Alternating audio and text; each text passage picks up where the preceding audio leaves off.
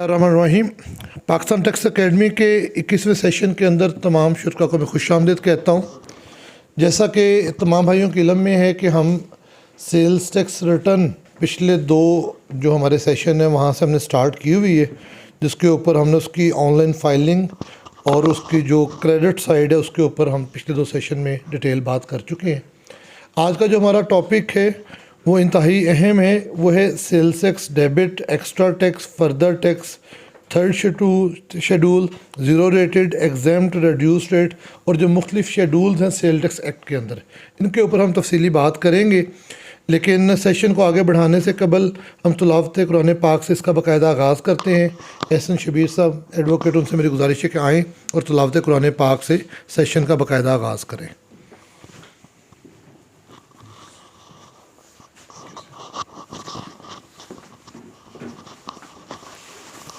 औज़ुबिल्लाहिमिनश्शैतानिर्रजीम बिस्मिल्लाहिर्रहमानिर्रहीम कुल हुवल्लाहु अहद अल्लाहुस्समद लम यलिद वलम यूलद वलम यकुल लहु कुफुवन अहद सदक़ल्लाहुल अज़ीम। सेशन को मज़ीद आगे बढ़ाने से कबल मैं तमाम हाज़रीन से इल्तमास करूँगा कि नबी सल्लल्लाहु अलैहि वसल्लम पर दुरूद पाक एक दफ़ा अल्लाहुम्मा सल्लि अला मुहम्मदिन व अला आलि मुहम्मद।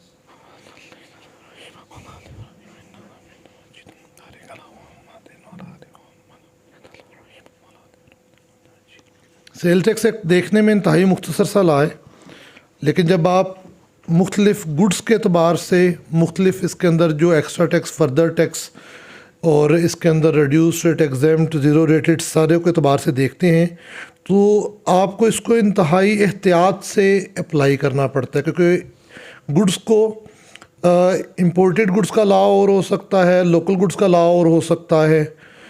गुड्स को आगे किसको आप सप्लाई कर रहे हैं उसके हवाले से उसका लॉ और हो सकता है, किस पे इनपुट मिलना है, कहाँ पे इनपुट डिसअलाउ होना है, किस चीज़ के ऊपर किस हद तक हम टैक्स पे करेंगे।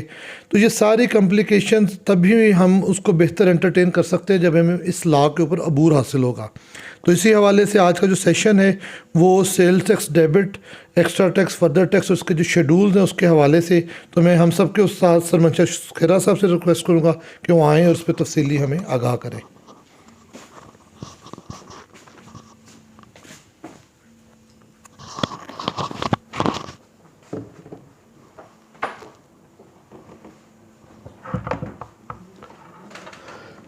बिस्मिल्लाहिर्रहमानिर्रहीम। Honourable member of Pakistan tax channel, अस्सलाम वालेकुम। आज का जो हमारा प्रोग्राम है या सब्जेक्ट है जिस पे हमने डिस्कस करना है वो है सेल टैक्स डेबिट, या ऐसे समझ लें कि सेल टैक्स चार्जेबिलिटी, कि सेल टैक्स जो है वो किस सब्जेक्ट मैटर क्या है, किस पे चार्ज होता है। तो इसमें चार्जिंग सेक्शन जो है वो 3 है, मोस्ट इम्पॉर्टेंट। हर स्टैचू में 3 कंपोजिशन होती हैं टैक्सेशन की। एक चार्जिंग सेक्शन होते हैं, एक आपके असेसमेंट सेक्शन होते हैं और एक रिकवरी सेक्शन होते हैं। या ऐसे कह लें एक चार्जिंग सेक्शन है, दूसरे मशीनरी सेक्शन है। जो असेसमेंट सेक्शन और रिकवरी सेक्शन है they are part of the machinery section. तो पहले भी हम डिस्कस कर चुके हैं कि जो चार्जिंग सेक्शन होते हैं वो स्ट्रिक्टली कंट्रूड होते हैं, उसमें लेटर ऑफ लॉ जो है उसको अहमियत दी जाती है, सेंस ऑफ लॉ वो उसको अहमियत नहीं जाती। जो लॉ में कहा हो, अगर with in the scope of charging section कोई सब्जेक्ट मैटर या पर्सन फॉल करता है तो उसको टैक्स लगेगा। अगर वो उसमें नहीं फॉल करता तो he is out of that scope, तो उसमें फिर टैक्स नहीं लगेगा। वो उसमें कोई इंटेंडमेंट, प्रजम्पशन, अजम्पशन, इन्फ्रेंस, वो उसके तहत टैक्सेशन नहीं होगी कि ये लॉ की ये रूल ये है कि इसलिए लगना चाहिए, ऐसे नहीं होगा। लेटर ऑफ लॉ में, वर्डिंग ऑफ लॉ में होगा तो लगेगा, अदरवाइज नहीं लगेगा। और इसका जो बर्डन ऑफ प्रूफ है कि किसने प्रूव करना है कि with in that charging section fall करता है या नहीं, वो रेवेन्यू पे होता है, टैक्स पेयर पे नहीं होता। उन्होंने प्रूव करना होता है कि ये जो एक्टिविटीज़ है या ये जो सब्जेक्ट मैटर है वो इसमें फॉल करता है, तो इसलिए ये टैक्स लगता है। तो इसमें जो बेसिक कंपोनेंट्स होते हैं जिसको फुलफिल करना ज़रूरी है चार्जिंग सेक्शन के लिए, तो पहला कंपोनेंट होता है व्हाट पर्सन, कौन से लोगों पे लगेगा। दूसरा होता है सब्जेक्ट मैटर या प्रॉपर्टी उसको कहते हैं, what property will be charge tax इसके, और थर्ड कंपोनेंट होता है रेट। तो बाकी और भी होते हैं, लेकिन मेजर चार्जिंग के ये पहले दो को प्राइमरी हैं, तीसरे वाले को भी बाद में ऐड कर लेते हैं, बाद में नहीं करते। तो यहाँ सबसे पहले हम देखेंगे कि कौन से पर्सन जो है वो चार्जेबल टू टैक्स हैं, इसमें आते हैं, इस स्टैच्यू में आते हैं। फिर हम देखेंगे इसमें से प्रॉपर्टी कौन सी आती है, कौन सा सब्जेक्ट मैटर है, किस पे लगना है, किस चीज़ पे लगना है, उसके अलावा फिर नहीं लगना, जिन पे लगना है वो इसमें फॉल करते हैं, उसके अलावा इसके आउट है। थर्ड फिर हम देखेंगे रेट पॉइंट ऑफ व्यू से वो क्या है। तो सबसे पहले क्योंकि ये एक जो सेल टैक्स है, ऑन गुड्स ले लें, सर्विसेज ले लें या FED ले लें, तो ये स्पीसीज ऑफ वो इनडायरेक्ट टैक्स है। डायरेक्ट टैक्स और इनडायरेक्ट टैक्स में डिफरेंस हमें पता होना चाहिए। डायरेक्ट टैक्सेस वो होते हैं जो जिस पे इम्पोज होते हैं वही उसका बर्डन शेयर करता है, जबकि जो इनडायरेक्ट टैक्सेस होते हैं ये एक्सप्लिसिट भी हो सकते हैं, इम्प्लिसिट भी हो सकते हैं। जैसे सेल टैक्स है, इसको हम कहते हैं एक्सप्लिसिट टैक्स है, जो इनवॉइस जाती है वो रूट करती जाती है, तो आप देखते हैं कितना कितना टैक्स जा रहा है, कितना अगला बंदा बेयर करता जा रहा है। जो इम्प्लिसिट होते हैं जैसे FED है, उसका हमें पता नहीं चलता, कस्टम ड्यूटी है तो कास्ट में अंदर ही बिल्ट हो जाता है, ये कास्ट में या सेल प्राइस में ये इंडायरेक्ट बिल्ट करते हैं, और अल्टीमेटली जिस पे लगता है वो बेयर नहीं करता, बल्कि अल्टीमेटली जो यूज़र या कंज्यूमर होता है वो बेयर करता है। इसलिए इसको हम कंज्यूमर टैक्स भी कहते हैं, तो इसका कंजम्पशन टैक्स भी कहते हैं। तो अल्टीमेटली ये टैक्सेशन जो है अल्टीमेटली कंज्यूमर ने बेयर करना होता है। और जो इंटरमीडिएटरीज होते हैं या जो बिजनेस इंटिटीज होते हैं वो या पर्सन जो होते हैं, जो वो इनके कलेक्टिंग एजेंट है, स्टेट के कलेक्टिंग एजेंट है, ऑन बिहाफ ऑफ स्टेट वो कलेक्ट करते हैं और कलेक्ट करके डिपॉजिट कराते हैं, ऑनवर्ड चलते रहते हैं। इसमें हमने पहले भी डिस्कस किया था कि इसमें 3 बेसिक स्कीम्स है। एक है ओरिजिनल प्रिंसिपल स्कीम। तो ओरिजिनल प्रिंसिपल स्कीम में ये है कि आप जो ओरिजिनल प्रोड्यूसर है या मैन्युफैक्चरर है वो अल्टीमेट प्रोडक्ट बनाता है और उसी पे वो अल्टीमेट प्राइस फिक्स कर देता है और वही टैक्स ले लेता है, और ऑनवर्ड वो प्रोडक्ट मूव तो होती है लेकिन टैक्स वही रहता है। जैसे 3rd शेड्यूल वाले आइटम में इसको हम ओरिजिनल प्रिंसिपल जो टैक्सेशन कहते हैं सेल टैक्स में, या वैट भी कहते हैं इसको, वैल्यू एडेड टैक्स भी कहते हैं। इसी तरह दूसरा प्रिंसिपल जो है डेस्टिनेशन प्रिंसिपल, कि दरमियान में कहीं भी ना लगे और एंड पे लग जाए। जैसे रिटेल टैक्स है, एंड पे लगा दें 17% एंड कंज्यूमर पे जो प्रोडक्ट है अल्टीमेटली बिकती है वहाँ लगा दें और ले लें, दरमियान में कहीं भी ना लगे, तो उसको डेस्टिनेशन प्रिंसिपल हम कहते हैं। इसी तरह चेन प्रिंसिपल है। चेन प्रिंसिपल है कि हर स्टेज पे लगता जाए, कि पहले में लगा फिर दूसरे में इनपुट आउटपुट वाला जो सिलसिला है तो उसके मुताबिक चलता जाए। तो ये इस तरह फिर इस प्रिंसिपल के तहत टैक्सेशन होती है। तो अब सबसे पहले हम जो पहला हमने बात की थी कि पर्सन कौन से हैं, तो पर्सन इसमें डिफाइंड है। पर्सन को हम 2 तरीकों से डिफाइन कर लेते हैं। एक तो as a individual organisation point of view से कि इंडिविजुअल है, AOP है, कंपनी है, स्टैचुरी है, बॉडी है, पब्लिक अथॉरिटी है, एक्सेट्रा।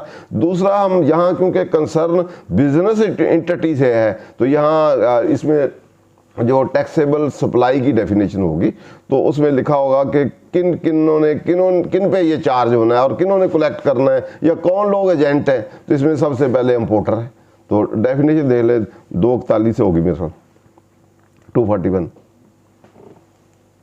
एक तो इंडिविजुअल AOP वाली पर्सन की डेफिनेशन है। अब हम क्लास ऑफ पर्सन देख लेते हैं कि जिन पे ये चार्जेबिलिटी होनी है। तो यहाँ से हम देख सकते हैं कि जो पहली हमने चार्जिंग की बात की थी कि what are the person to whom it is charge, दूसरा what is the subject matter, third is the rate. तो तीनों पॉइंट ऑफ व्यू देखते हैं। तो पर्सन में एक तो बात हमने individual, AOP, company, public authority, ये वो उनकी बात कर ली, और दूसरा इसमें से एक्सट्रैक्ट होता है कि बाय एन इम्पोर्टर। तो एक इम्पोर्टर जो है ये बिजनेस एंटिटी जो है ये एजेंट हैं, ये समझे स्टेट के, जो कलेक्ट करेंगे, डिपॉजिट कराएंगे अदरवाइज। तो पहला जो है इम्पोर्टर है, तो इम्पोर्टर भी इसमें डिफाइन होगा जो बाहर से चीज़ें मंगवाएगा इन पाकिस्तान के। जब territory of Pakistan water territory या अदरवाइज टेरिटरी में जब वो इंटर होंगी तो उसको समझा जाएगा तो कि दैट इज़ इम्पोर्टेंट। इस तरह मैन्युफैक्चरर है, मैन्युफैक्चरर के आगे प्रोड्यूसर भी हो सकता है, मैन्युफैक्चरर भी हो सकता है, असेंबलर भी हो सकता है। उसको हमने पहले भी डिस्कस किया हुआ है कि प्रोड्यूसर वो होता है जो चीज़ बनाए, पहले कोई चीज़ एग्जिस्ट ना करती हो और विजिबल नई चीज़ आए तो वो प्रोड्यूसर होता है। मैन्युफैक्चरर कोई चीज़ एग्जिस्ट करती हो, मटेरियल एग्जिस्ट करता हो तो उससे कोई चीज़ बनाए तो वो मैन्युफैक्चरर है। असेंबलर होता है कि सेमी फिनिश चीज़ें हों, पार्ट हों, उससे फिर आगे बनाए तो वो होता है। तो नई प्रोडक्ट, नया फंक्शन, नई चीज़ें निकले तो उसको मैन्युफैक्चरिंग हम कहते हैं। इसी तरह होलसेलर है, होलसेलर भी इसमें डिफाइंड है, मैन्युफैक्चरर भी इसमें डिफाइंड है। अच्छा, इसमें एक टॉल मैन्युफैक्चरिंग का वो जो कंसेप्ट है वो मैन्युफैक्चरर की डेफिनेशन देखें तो उसमें क्लियर है कि वो टॉल मैन्युफैक्चरिंग वाला जो रॉ मटेरियल कोई सप्लाई करे, काम वो करे तो वो मैन्युफैक्चर होगा, इवन दो उसकी मैन्युफैक्चरिंग फैसिलिटी नहीं है।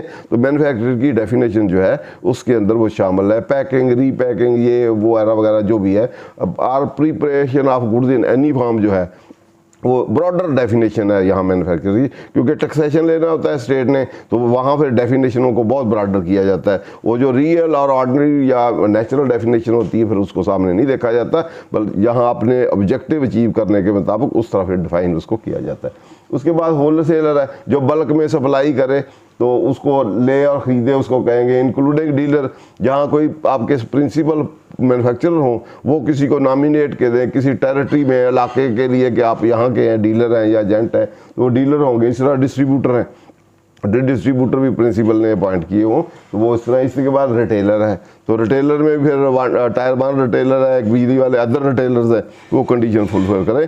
तो बेसिक हमने देखा इसमें तो ये 6 वाले जो हैं, importer, manufacturer, wholesaler, dealer, distributor and retailer, ये लोग हैं, ये पर्सन है जिन पे टैक्सेशन लगनी है। ठीक है, जिन्हों पे चार्ज होना है, जिन्होंने कलेक्ट करना है या आगे फॉरवर्ड करना है या फिक्स होना है, वो आगे हम देखेंगे। तो इट भी जो पहली बात थी कि व्हाट पर्सन, तो इंडिविजुअल है भी, वो इंडिविजुअल कंपनी, ऐसी कंपनी, और वो हमने डिस्कस कर लिए। क्लासिफिकेशन ऑफ पर्सन में आपके ये जो बिजनेस एंटिटी है जिन पे चार्ज होना है, ये इंपोर्टर है, एक्सपोर्टर है, आपका मैन्युफैक्चर, होलसेलर है, distributor, other than supply of goods which is exempt from sex. तो पहली बात ये है कि जो एग्जेम्प्ट है वो इस स्कोप में ही नहीं आती।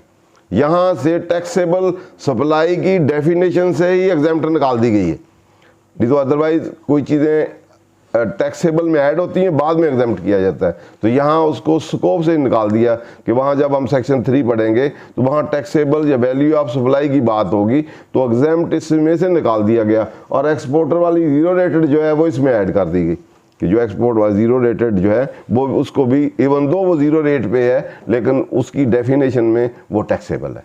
तो ये ऐसे समझ लें, इंपोर्टर है, मैन्युफैक्चरर है, होलसेलर है, डीलर है, डिस्ट्रीब्यूटर है, रिटेलर है और एक्सपोर्टर है।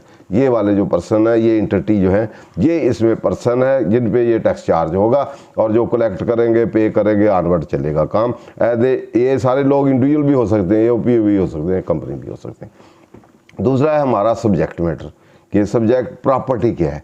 प्रॉपर्टी की 2 किस्में होती हैं, एक इमूवेबल प्रॉपर्टी, एक मूवेबल प्रॉपर्टी।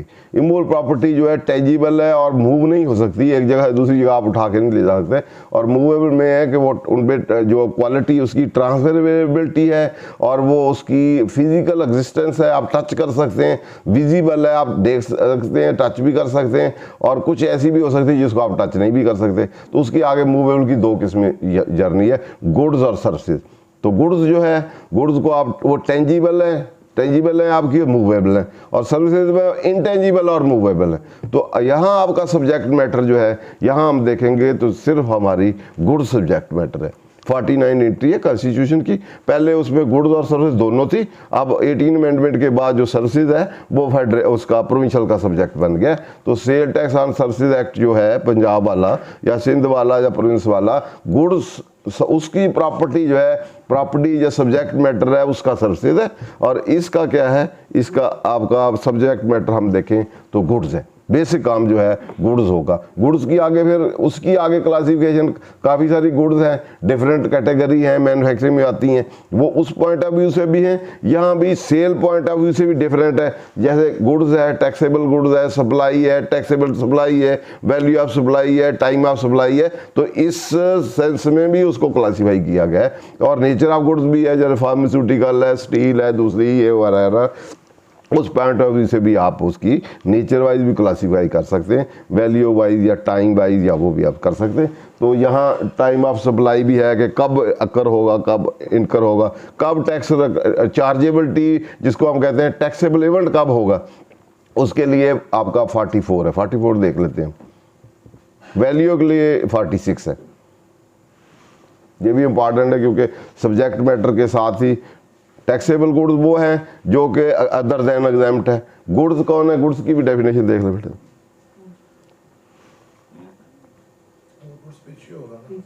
जी में, ताकि हम बेसिक चीज़ों को देख के खाली गुड्स पीछे जी में देखा ना जाके अल्फाबेटिकली।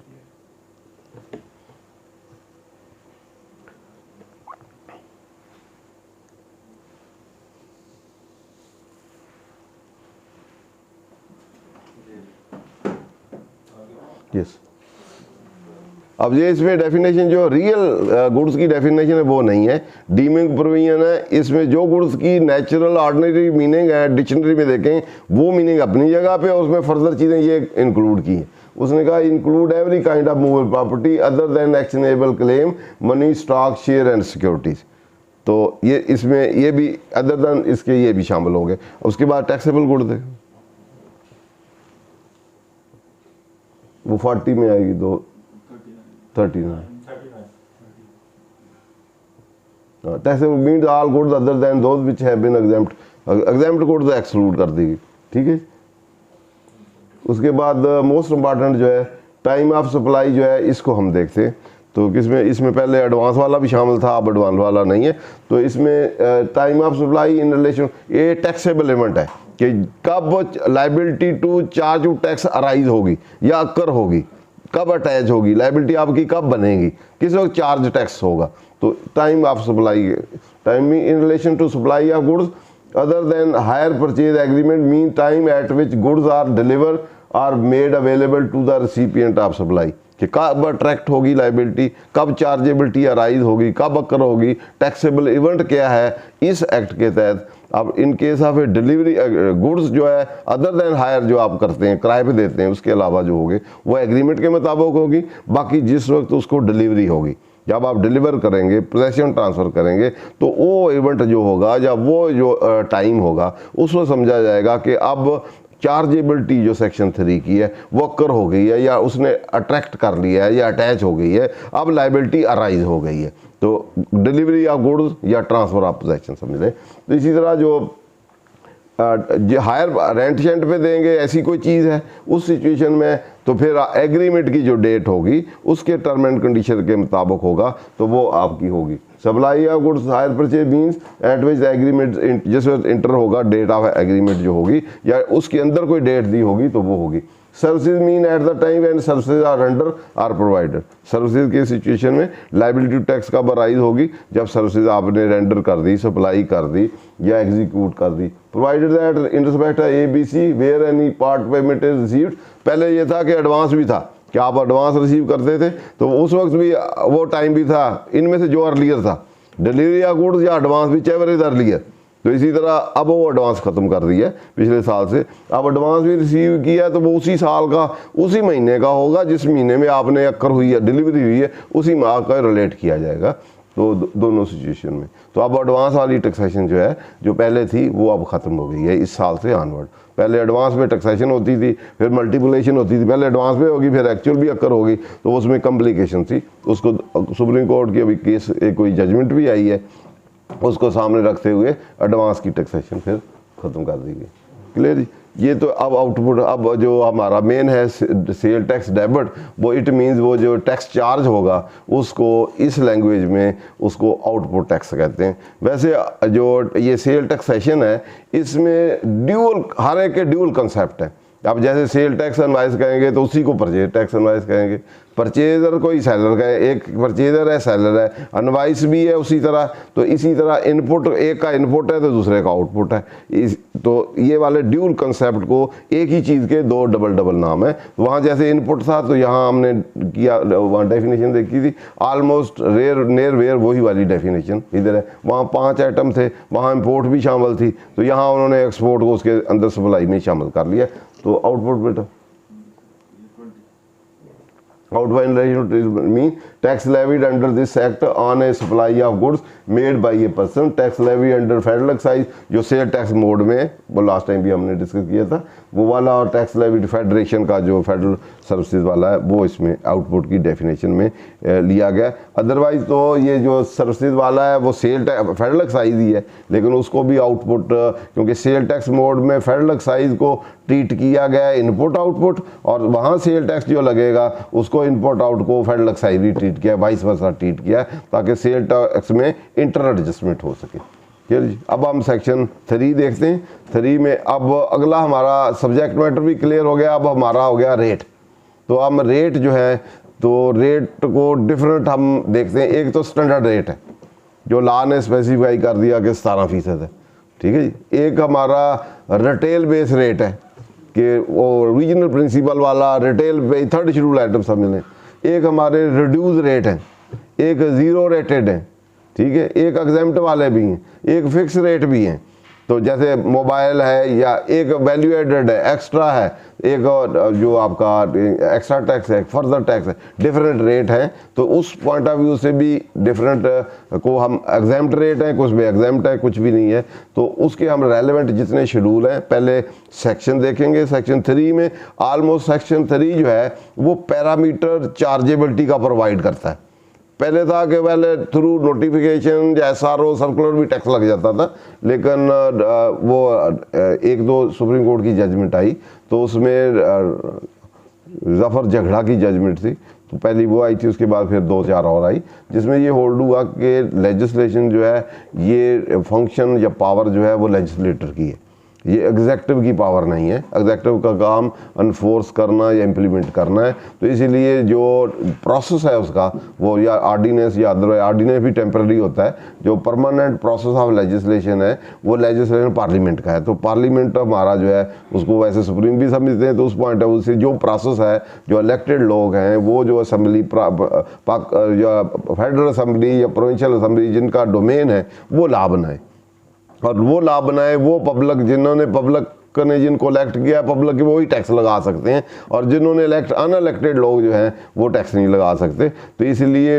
या अगर उन्होंने लगाना भी है तो पार्लियामेंट या लेजिस्लेशन में फंडामेंटल बेसिक चीज़ें जो हैं उनके पैरामीटर, रेट बेसिस, और वो यहाँ वो जो चार्जिंग सेक्शन हो उसमें उसको उसको आइडेंटिफाई कर दे और रेट की रेंज भी दे दे। ये ना कि वो कहे जितना चाहे लगा दें, तो यहाँ 17 हैं तो वो 200% लगा दें।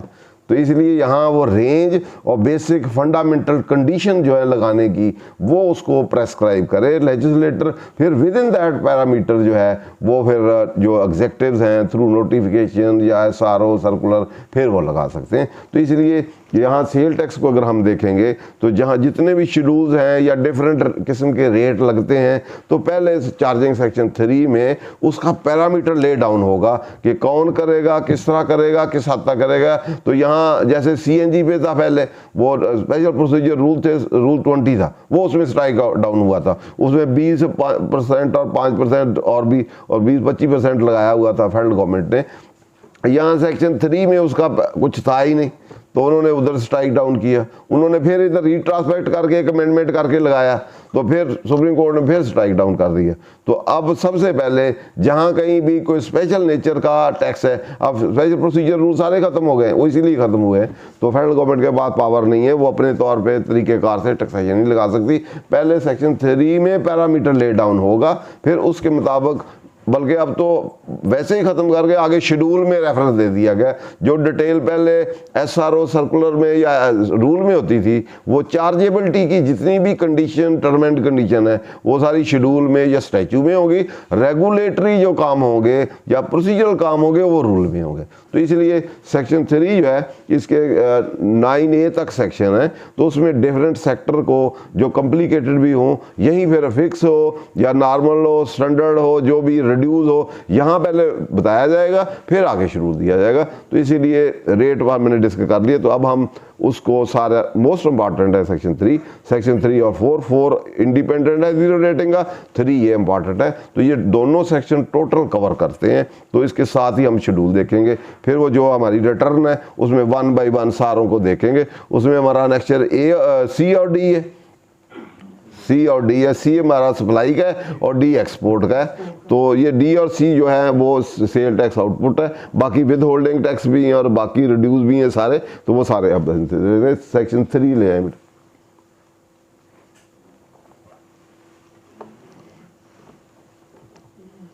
रिटर्न ओपन करेंगे ये रिटर्न करके तो रिटर्न कर लें, फिर इधर से हम कोरिलेट करते जाएंगे। रिटर्न करेंगे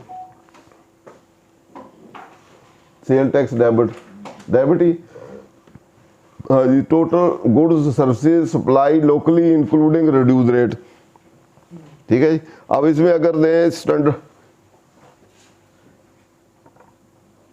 ये रिड्यूस रेट कुछ उसमें रिड्यूस रेट में होंगी, ठीक है ना। अब उसमें कुछ स्टैंडर्ड रेट वाली होंगी, कुछ उसमें रिटेल वाली होंगी, कुछ रिड्यूस वाली होंगी, कुछ रिड्यूस वाली नीचे होंगी, एक्सपोर्ट इधर होंगी। ये सप्लाई या फिक्स जो है ये उधर आपका शेड्यूल होगा 10 होगा, तो उसमें उसका पैरामीटर हम देखेंगे। इधर CNG वाला यहीं नोटिफाइड वैल्यू होगी, यहीं बताया होगा, तो बाकी चीज़ें भी यहीं बारी बारी सारी जितनी भी एंड तक विद होल्डिंग का भी इधर ही शेड्यूल आएगा, उसी में हम डिस्कस करेंगे। ये ऑलमोस्ट सारे जो हैं यहाँ तक आ जाएंगे, एरिया तक प्रिंसिपल डिफॉल्ट से ज़्यादा होंगे, शुरू तक एक्स्ट्रा टैक्स भी हम इधर ही डिस्कस कर लेंगे। तो ऑलमोस्ट सारी चीज़ें ही हम बारी बारी डिस्कस कर लेंगे। ओरिजिनेट कहाँ से होती हैं वो भी देख लेंगे, आगे उसके रूल रेगुलेशन किस तरह है, किस तरह एडजस्टमेंट करनी वो भी हम देख लेंगे। क्लियर। तो सबसे पहले subject to the provision of this act there shall be charge levied and paid. ये 3 वर्ड यूज हुए। चार्ज के वो 3 कंपोनेंट, जब भी कोई चार्ज कहते हैं, चार्ज मीन रेजिंग या creating the liability. Creation of liability mean what person with respect to what property and what rate tax shall be charge. ये इसको इम्पोजिशन ऑफ टैक्स भी कहते हैं।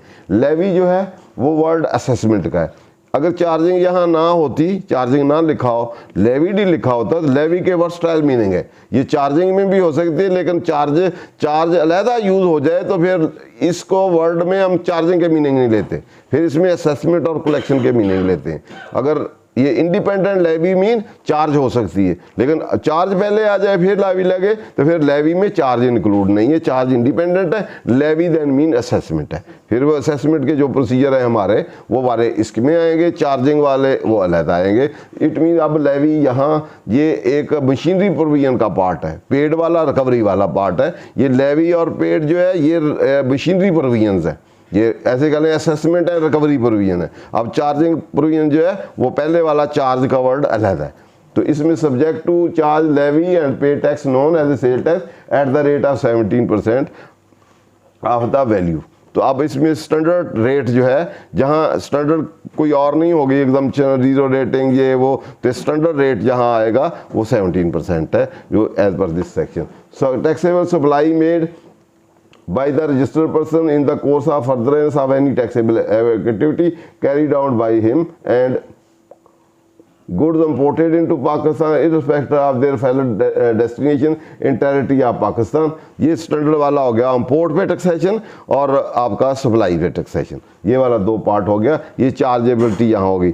अब यहाँ जो है बाकी चार्जेबिलिटी आएगी वो ये स्टैंडर्ड है, ओरिजिनल है, फंडामेंटल है। बाकी वाली जो वो स्पेशल नेचर के को ट्रांजेक्शन आएंगे तो और भी पावर इसके अलावा भी चार्जेबिलिटी की पावर दी हुई है, तो वो अलग हम देखेंगे। तो ये सबसे पहले 1A, ये 1A जो है ये फर्दर टैक्स का है। वो स्टैंडर्ड टैक्स के अलावा कुछ सिचुएशन में ये फर्दर टैक्स भी लग सकता है। तो फर्दर टैक्स के लिए subject to provision of section 3 of section 8 और any notification issued therein where taxable supply are made to a person who has not obtained registration number, there shall be charged, levied and paid further tax at the rate of 3% of the value in addition to the rate specified in 1B, 2, 5, 6 and 4, provided that federal government may notification in the official gazette specify taxable supply in respect of which further tax shall not be charged, levied and paid। तो it means जो जिसने sale tax number obtain नहीं किया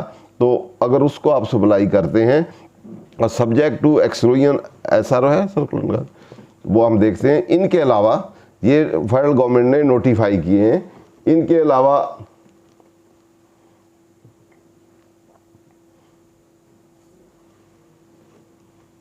अलावा आगे भी है 2-4 इसको अपडेट भी हुआ है। तो इनके अलावा थर्ड शेड्यूल आइटम इतने आते हैं या दूसरे देख लें कौन कौन से। ये इंडस्ट्रियल कमर्शियल नहीं, ये तो और है सारो है। सप्लाई, हाँ स्टील सेक्टर वाला भी ये एडिबल भी है। तो ये है यहाँ तक है।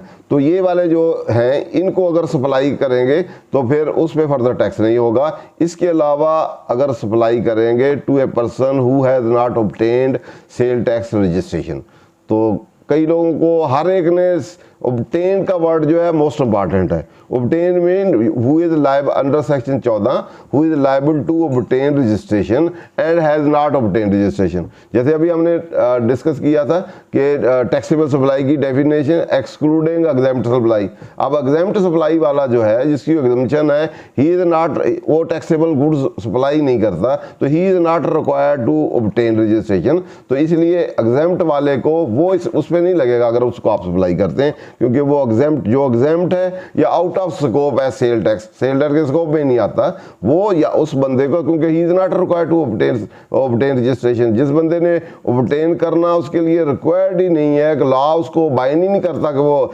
ऑब्टेन करे, तो उसको अगर आप सप्लाई करेंगे उस पर एप्लीकेबल नहीं है। और दूसरा he is required to obtain but he has not obtained, तो फिर वो इस जो एग्जम्पशन है इसमें फाल ना करेगा तो उस पर लगेगा। ये ऐसे पहले बहुत सी फ्लोर मिलों में एग्जाम्प्ट थी, उस पर उन्होंने टैक्स लगाया, उसके लिए फिर सर्टिफिकेट लिए, फिर डिटें शिटें चलती रही, राइस वाले हैं और इस तरह ऑनवर्ड। तो ये वाले ये आपका जो फर्दर टैक्स है इस रेफरेंस से। साथ ही हम एक्स्ट्रा टैक्स फिर आगे करते हैं। ये 1B है। उसके बाद on the goods specified in 10th schedule in lieu of levying and collecting tax under subsection 1, tax shall be levied and collected in the mode and manner specified therein on the production capacity of the plant, machinery, undertaking, establishment, installation, producing, manufacturing such goods on fixed basis from any person who is in position to collect such tax due to the nature of the business, and different rate may be prescribed for different region or area। तो यहाँ तक ये important जो 10th schedule है ये BRICS वाला है।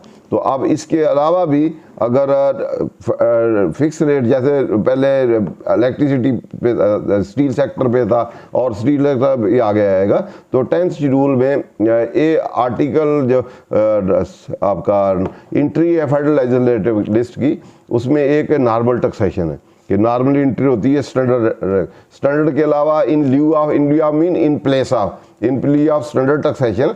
तो अब दोनों नहीं लग सकते कि स्टैंडर्ड टैक्स 17% भी लगे और साथ गए फिक्स टैक्स भी दे, तो दोनों में से इन लिeu ऑफ दैट अगर वो लगेगा तो फिर ये वाला नहीं लगेगा। कैपेसिटी बेस पे टैक्सेशन हो सकती है, या उसकी प्रोडक्शन कैपेसिटी है, प्लांट कैपेसिटी है, या और फिक्स बेसिस पे टैक्सेशन हो सकती है। फिर वो स्टैंडर्ड वाला जो नॉर्मल है फिर वो नहीं होगा।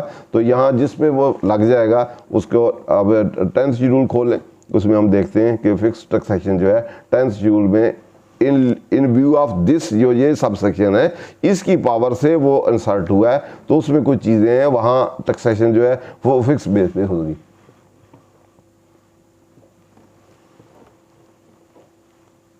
शुरू से खोल, ये आपने कहा क्या खोल लिया है, तो रूल 8 खोल लिया आपने, रूल 18 खोल लिया, तो 10th शेड्यूल खोले। ये ब्रिक्स हैं, तो डिफरेंट लोकेलिटी में ब्रिक्स किलन जितनी है या सीमेंट के ब्लॉक श्लॉक बनते हैं, तो उन पे इन लिeu ऑफ वो स्टैंडर्ड रेट या दूसरे जो है उनके बजाय उन पे फिक्स टैक्सेशन है। तो 10th शेड्यूल ये यहाँ से शुरू है, ये वही वहाँ पहले 10th शेड्यूल है, वहाँ पहले रेफरेंस दिया जाएगा, वो देखा C subsection 1B of section 3, वहाँ सेक्शन 3 सबसेक्शन 1A में लिखा हुआ था कि उसमें जो शेड्यूल में है उसमें फिक्स टैक्स होगा। और इन लिeu ऑफ वो नॉर्मल टैक्स जो है, ये टैक्स जो इसमें दिया हुआ है, जो रेट इसमें दिए हुए हैं, जो क्लास ऑफ गुड्स इसमें दी हुई हैं, उनके मुताबिक जो प्रोसीजर इधर दिया हुआ है इसके मुताबिक इसकी टैक्सेशन होगी। तो number 1 tax on the bricks falling in PTC heading number so shall be paid on fixed basis at the rate specified in table below। जी इसमें रीजन और एरिया है, वहाँ लिखा हुआ था किसी रीजन में एरिया में उसके मुताबिक फिक्स टैक्सेशन हो सकती है, तो उसके मुताबिक लाहौर, रावलपिंडी, इस्लामाबाद डिस्ट्रिक्ट यहाँ ब्रिक्स क्लियन आपकी होगी, तो आपको 12,000 टैक्स पेएबल पर मंथ एक महीने पर मंथ के हिसाब से 12 महीनों का लगा लें जितना बनता है, तो आपने 12,500 लगाना पर किलन के मुताबिक। इसके बाद इन इलाकों में है तो 10,000, नीचे वालों है 7,000, 5,000। तो ये ब्रिक्स की कैटेगरी है और उसके मुताबिक टैक्सेशन है। ये आप ब्लॉक सीमेंट के जो बनते हैं, टैक्स ऑन सीमेंट और concrete block following in PTC heading so shall be charged on fixed basis as per following table, namely the paver है, हेलो ब्लॉक है, डिफरेंट है, तो 2 रुपये 2 पर स्क्वायर फुट, 3 पर पीस, 3 पर पीस, 5 पर पीस और 10 पर पीस। और आखिरी मोस्ट इम्पॉर्टेंट है ये वाला नोट जो है, किधर गया, वापस आए, फिक्स ये वाला, no input tax shall be allowed against the tax paid under this schedule. अब ये आपने पे कर दिया तो ये नहीं आप फिर आगे इनपुट कहीं क्लेम करें इसको, तो ये इनपुट की कोई इसकी ना अगले वाला जिसको दिया है चार्ज किया उससे लेंगे ना खुद क्लेम करेंगे, तो इसकी इनपुट कोई नहीं है। ये फिक्स टैक्सेशन में इनपुट जो नॉर्मली आपको अलाउबल है वो अलाउ नहीं होगा। क्लियर जी, वापस आ जाए।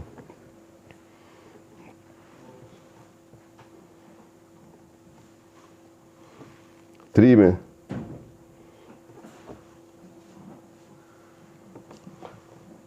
3(1)(b) के बाद 2 आ गया, मोस्ट इम्पॉर्टेंट है ये, सब सेक्शन 2 है। Not with standing provision of sub section 1 taxable supply and import of goods specified in third schedule shall be charged to tax at the rate of 17% of the retail price। क्योंकि वो normal standard price थी, वो chain principal में था, पहले वाला standard और chain में था, ये वाला हमने थर्ड शेड्यूल वाला ये ओरिजिनल प्रिंसिपल बेस पे जो ओरिजिनल प्रोडक्शन पे ही फिक्स हो गया, जो थर्ड शेड्यूल आइटम जो हैं तो या रिड्यूस रेट है, तो ये वाला third schedule retail price base पे जो फिक्सेशन होगी उस पर टैक्सेशन लगेगा। थर्ड शेड्यूल में शैल be charge at the rate of 17% of the retail price. वहाँ था वैल्यू ऑफ सप्लाई, यहाँ है retail price. Value of supply वो डिफाइन थी 246 में, यहाँ रिटेल प्राइस जो अल्टीमेट प्राइस होगी उस पे टैक्स लगेगा। वहाँ हर बंदे के लिए वैल्यू ऑफ सप्लाई चेंज होती जाएगी। ये आप सप्लाई करेंगे ए को, ए करेगा बी को, सी को, डी को, ऑनवर्ड। यहाँ अल्टीमेट प्राइस फिक्स है, 10 बंदे भी चेंज होंगे वो रिटेल प्राइस सेम रहेगी, ऑनवर्ड चलती रहेगी, वही इनपुट आउटपुट एडजस्टमेंट होगी। किधर गया supply retail price or in case such supply or import also specified in 8th schedule। 8th schedule में अगर वही सप्लाई है तो फिर रिड्यूस रेट लगेगा at the rate specified therein and retail price thereof along with the amount of sales shall be legibly, prominently and indeligibly printed, embossed by the manufacturer or the importer in case of imported goods on each article, packet, container, packages, cover, label as the case may be। तो इसमें condition क्या है, importer हो, exporter हो, unit वो article आपके specified हो in the third schedule या थर्ड शेड्यूल के साथ साथ 8th शेड्यूल में हो तो वो उस पर रेट लगेंगे, लेकिन वो पैकेट पे, लेबल पे या आपकी बॉटल पे या चीज़ों कंटेनर पे आपके रेट उसके जो है और रिटेल प्राइस भी हो, रिटेल टैक्स भी हो, चीज़ें स्पेसिफाई हो, देन वो फिर इसमें फॉल करेगा। उसके provided that federal may by notification the official gazette exclude any taxable supply import from the third schedule or include any taxable supply or import there।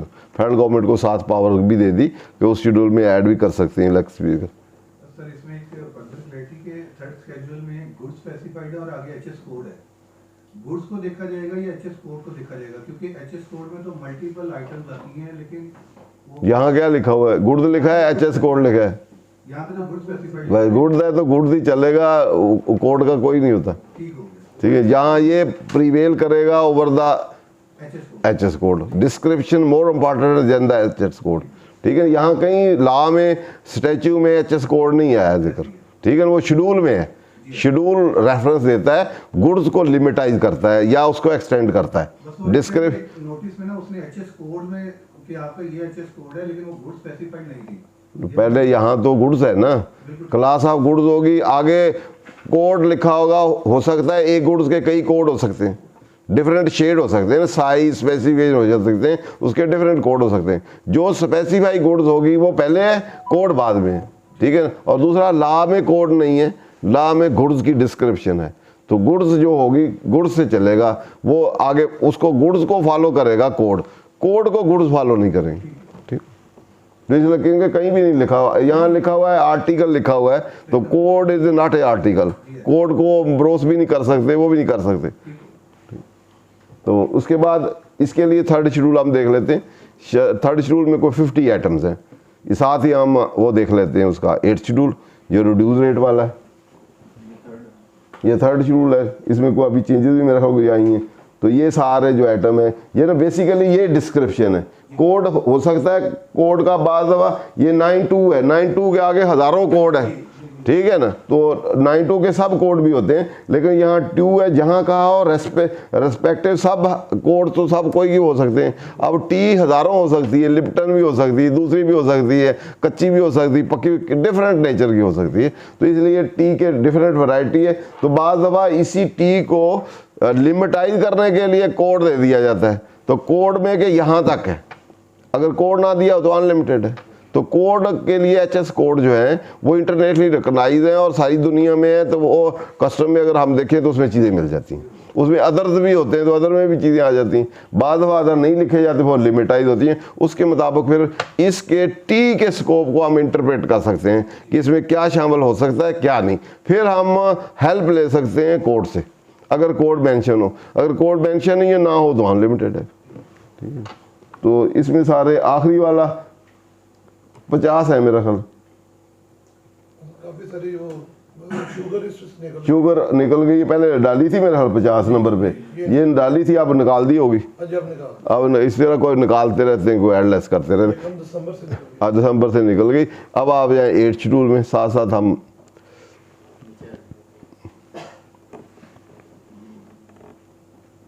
इसलिए हमने रेफरेंस दिए ताकि आप जब भी देखें कि उसी सेक्शन से रेफरेंस आ रहे हैं और ऊपर लिखे भी होते हैं। हाँ जी, ये क्या है?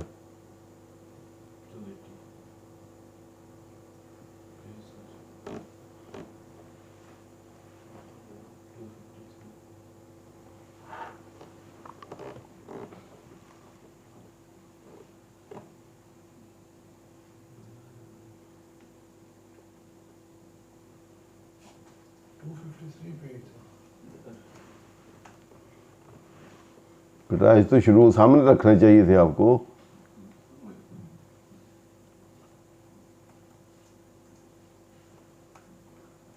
इधर कहाँ ढूंढ रहे हैं? चलो माशाल्लाह। ये रिड्यूस रेट वाले, तो इसमें पहले डिस्क्रिप्शन है, फिर हेडिंग कोड है, फर्स्ट शेड्यूल है, उसके बाद रेट ऑफ टैक्स है, रिड्यूस, उस साइड पे कंडीशन भी है। बाद दफ़ा इनपुट लेना है, बाद दफ़ा नहीं लेना, या क्या करना है उस सिचुएशन में, तो कंडीशन भी है साथ है, वो कंडीशन फुलफिल करनी है। जहाँ कहीं भी रिड्यूस रेट आपने ये अडाप्ट करना है तो साथ आपने कुछ चीज़ों में ऐसे भी है कि रिड्यूस रेट है, इनपुट आपने क्लेम नहीं करना, तो आप ग्रास में चार्ज कर सकते। तो ये भी तकरीबन 74 ऐड कितने आइटम में देखें, काफी ह्यूज चेंजिंग आई है। चलो बहरहाल हम देख लेते हैं ना, मकसद तो देखने का है ना। कोई ऐड हो गए तो उन पर रिव्यू लग गया, जो खत्म हो गए तो ऑनवर्ड उस पर नहीं है।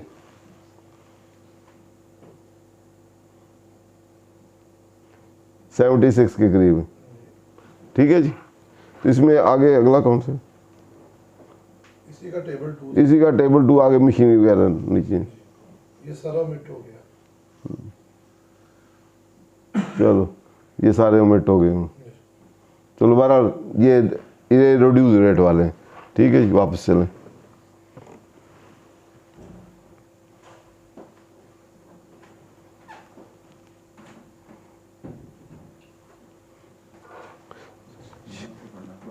Provided that factor may by notification exclude over, पढ़ लिया। डबल ए भी चला गया, किधर गया? Goods specified in 8th schedule shall be charged to tax at such rate and subject to such condition and limitation as may be specified therein। reduced rate वाला 8 वाला वो भी चला गया। अब आ जाए फेडरल गवर्नमेंट, अगला है B. The federal government may subject to such condition and restriction as may impose by notification in the official gazette declare that in respect of any taxable goods tax shall be charged collected paid in such manner at such higher low rate as may be specified in the notification। ये पुराना ही ला चला आ रहा है, जैसे steel sector वाला था उसमें 13 रुपये पर यूनिट ये वो लगाया था, तो उन्होंने कहा वो एडलेस कर सकते हैं किसी के, उसके अलावा एडिशनल कोई चीज़ें लगा सकते हैं, लगा के रेट भी अप लोअर कर सकते हैं। लेकिन उसमें लिमिट है, जो ओरिजिनल 17% है ये ला ले डाउन है कोर्ट ने कि उससे बढ़ाया नहीं जा सकता, या आगे एक कंडीशन दी होगी कि एक्स्ट्रा टैक्स 17% और लगाया जा सकता है, उससे ज़्यादा नहीं हो सकता। तो इट मीन 17 और 17 34 हो गया, 34% से ज़्यादा जो है टैक्स नहीं लगाया जा सकता। लाइबिलिटी टू पे, सबसे पहले था चार्जेबिलिटी, किसने पे करना है, लाइबिलिटी किस पे फिक्स होगी, पर्सन कौन सा होगा। तो यहाँ फिर liability to pay shall be in case of supply या goods of the person making the supply, जो सप्लाई कर रहा है, यहाँ चार्जेबिलिटी किस पे फिक्स है, उस पर्सन पे जिसने सप्लाई की है।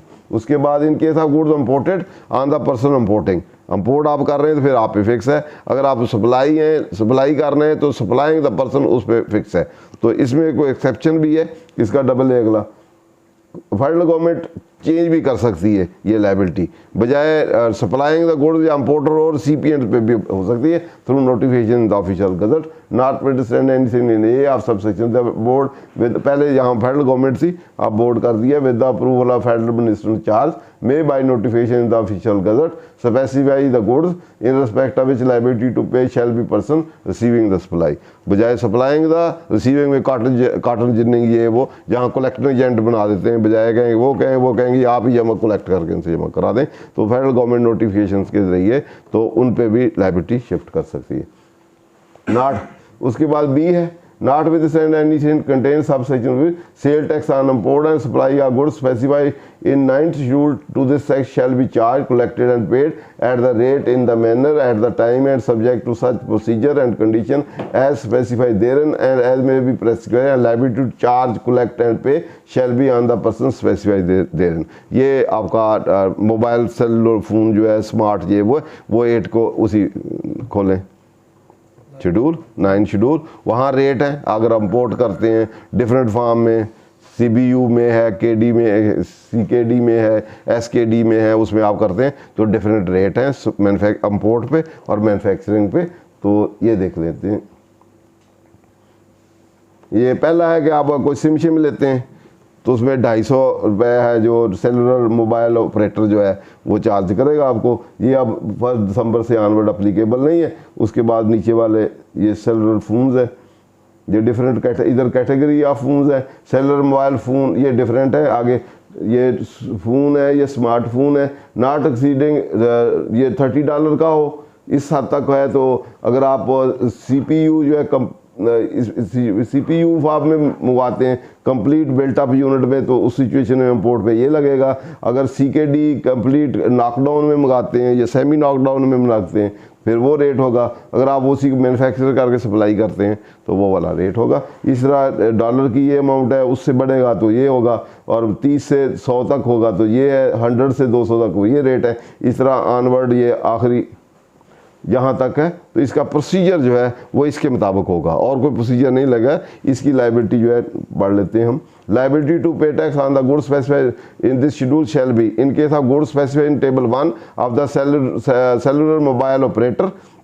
इन केस ऑफ गुड किस पे लाइबिलिटी होगी, पहले उस पर होगी। तो इन केस ऑफ गुड स्पेसिफाइड इन 3, 4 और टेबल 2 ऑफ द इम्पोर्टर, ये इम्पोर्टर की होगी। And in case of good specified table 2 the local manufacture होगा, उसकी जिम्मेदारी होगी। The time of payment of due under this shall be the same as section 6 में जो टाइम है, मैनर जिस तरह पेमेंट करनी होती है, इम्पोर्ट है या लोकल सप्लाई है। Tax paid under shall not be deductible engage the output tax payable by the purchaser और importer of the goods specified input, वो जो है एडजस्टमेंट वाला कोई चक्कर नहीं होगा। Input tax paid on the input goods attributed to goods specified, ये input goods attributed to goods, इसमें इसके अलावा और भी कोई गुड्स इसमें यूज हुई तो उसका भी नहीं फिर आपको मिलेगा। Specified shall not be deductible for the tax payable under this board may prescribe further mode and procedure, ये वो etc. क्लियर जी। तो ये रिगार्डिंग फ़ोन जो है, सेलुलर फ़ोन जो हैं या सिम्स हैं, उनके लिए उन पर टैक्सेशन कैसे होगी, सेल टैक्स की टैक्सेशन कैसे होगी।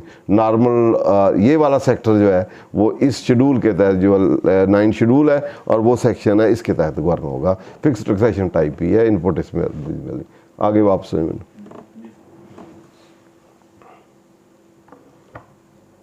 केवल द फेडरल गवर्नमेंट, हाँ जी 5 है with regard to extra tax, इसका SRO है आपके पास, वो भी आपने रखना है। द फेडरल गवर्नमेंट में in addition to the tax levied under subsection 1 subsection 2 subsection 4 collect tax at extra rate और अमाउंट, एक्स्ट्रा टैक्स रेट भी लगा सकती है, अमाउंट भी लगा सकती है। Not exceeding 17% of the value of goods, classes of goods or on such person और classes of person in such mode manner and time and subject to such condition limitation as it may by rule prescribe.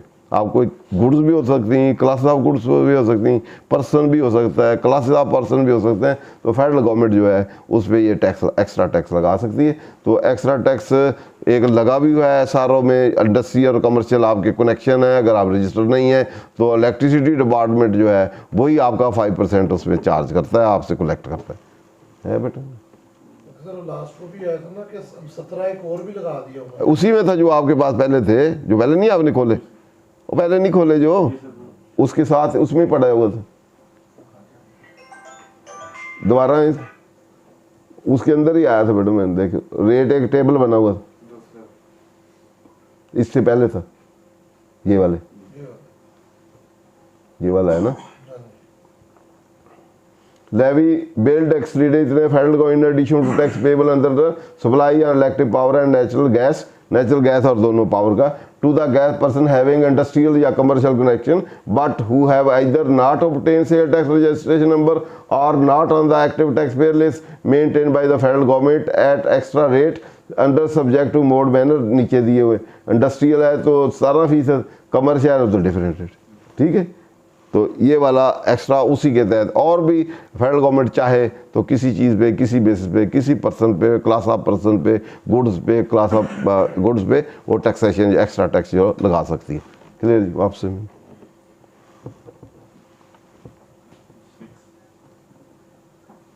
इसके बाद federal government board in lieu of tax under by notification in the official gazette levy and collect tax may deem fit on the supply या any goods also spicy mode. चाहे तो federal government को ये भी power दी है कि जो original tax है जो 17% है standard, in lieu of that, उसकी इन प्लेस ऑफ दैट वो ना लगाए, उसके अलावा कोई भी टैक्स रेट लगा सकती है किसी चीज़ पे भी। तो उसके अकॉर्डिंग फिर मैड मूनर भी, जैसे पिछले वाले जो स्पेशल प्रोसीजर रूल थे उसमें डिफरेंट चीज़ों पे डिफरेंट उन्होंने रिटेल के, दूसरे वैल्यू एडिशन के वो टैक्स लगाए हुए थे। तो यहाँ उसके मुताबिक लगा सकती है। द टैक्स शैल बी ये विद होल्डिंग की, अब ये विद होल्डिंग की प्रोविजन है। Tax shall be withheld at the rate specified in 11th schedule by any person or person being purchaser of goods or services as withholding agent for the purpose of depositing the same in such manner and subject to such condition or restriction as board may prescribe in this behalf through notification in the official gazette, provided that in case of an online market facilitating sale of third parties liability withheld on the side of such person at the rate specified serial number 8 of 11th schedule to the sale tax act shall on the operator of the market place। तो अब 11th schedule आप देख लें, उसमें rate भी हैं, press का with holding agent भी हैं, तो टर्म एंड कंडीशन भी, ताकि हमें पता हो कि विद होल्डिंग वाला कहाँ करना है, किस तरह करना है, कितनी अमाउंट है। तो विद होल्डिंग वाली बिलिंग शिलिंग जो है 11th schedule. Rate for withholding or deduction by withholding agent as specified as below, provided that withholding of tax under this schedule shall not be applicable to goods and supply specified void clause 1 से लेके 8 तक का नीचे दिया होगा जिन पे ये applicable नहीं होगा। उसके अलावा जो है ये सारों को एप्लीकेबल होगा आफ्टर द टेबल। नीचे दिया होगा कि इन पे एप्लीकेबल नहीं, ये जो है इन पे एप्लीकेबल है, ये विद होल्डिंग है। फेडरल गवर्नमेंट है, प्रोविंशियल गवर्नमेंट है, डिपार्टमेंट है, ये वो। तो सप्लायर कैटेगरी कौन है? एक्टिव टैक्स पे है, 1/5 रेट है जिसमें काटना है। उसके बाद ये वाला जो है दूसरा है, फेडरल गवर्नमेंट है, रहता है active tax pay register as a wholesaler dealer जो है, अगर वो है तो उस सिचुएशन में 1/10 उसका काटना है। उसके बाद ये है नीचे में फेडरल गवर्नमेंट डिपार्टमेंट है, तो person other than active tax pair है तो सारा ही काट लेना, 100% काट के बना। उसके बाद कंपनी ऑर्डिनेंस के तहत जो कंपनी अगर प्रेस्क्राइब पर्सन है तो अदर देन टैक्स पेयर है तो उसने 5% ऑफ ग्रास वैल्यू करना है। इधर registered person as a recipient of advertisement service, person providing advertising whole of the tax pay, उसका सारा ही जो एडवर्टाइजिंग आपको सप्लाई कर रहा है उसका सारा ही काटना। आगे आ जाओ। उसमें registered person purchasing cane molasses, तो पर्सन अदर देन एक्टिव है whole of the tax. Registered manufacturing battery person supplying kind of lead sheet, ये 75% ऑफ द सेल टैक्स, जितना सेल टैक्स रेट है उसका 75%।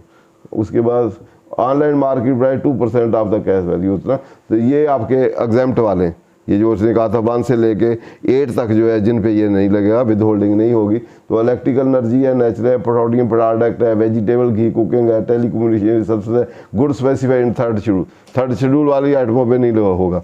उसके बाद supply made by who paid value addition tax, और जो value addition tax जिसने दिया होगा वो 12 शेड्यूल है, उसको भी हम देखते हैं।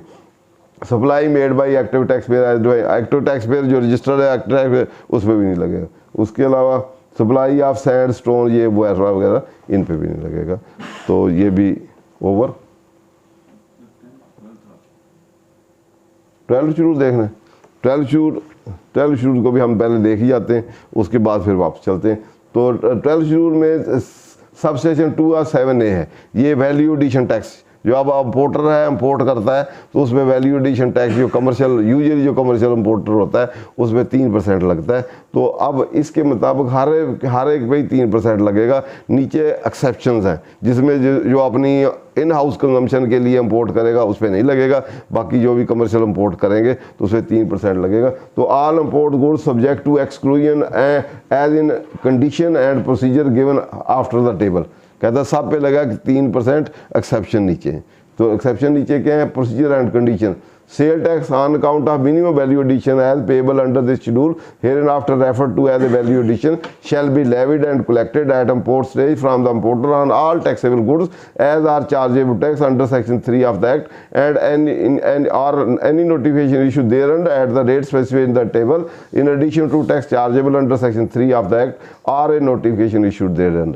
सब लाई होगा। एक्सेप्शन क्या है, value addition under section shall not be charge on number 1 raw material and intermediate goods imported by manufacturer for in house consumption, अपने लिए अपनी फैक्ट्री में कंजम्पशन के लिए इंपोर्ट करेगा चीज़ें तो उस सिचुएशन में उस पर वो नहीं लगेगा। Petroleum product following chapter 27 of Pakistan custom tariffs as imported by the licence oil marketing company for sale in the country, तो पेट्रोलियम प्रोडक्ट जो है ऑयल कंपनियाँ जो करती हैं उसमें नहीं लगेगा। और registered service provider importing goods for their in-house business use for furtherance of their taxable activity and not intended for further supply, तो उन पर नहीं लगे। cellular mobile phone and satellite phones, LNG, RLNG, second hand and worn cloth, footwear etc., gold in work condition, silver in work condition, goods specified in 3rd schedule in which tax paid on retail price basis and plant machinery falling under chapter। So electronic vehicles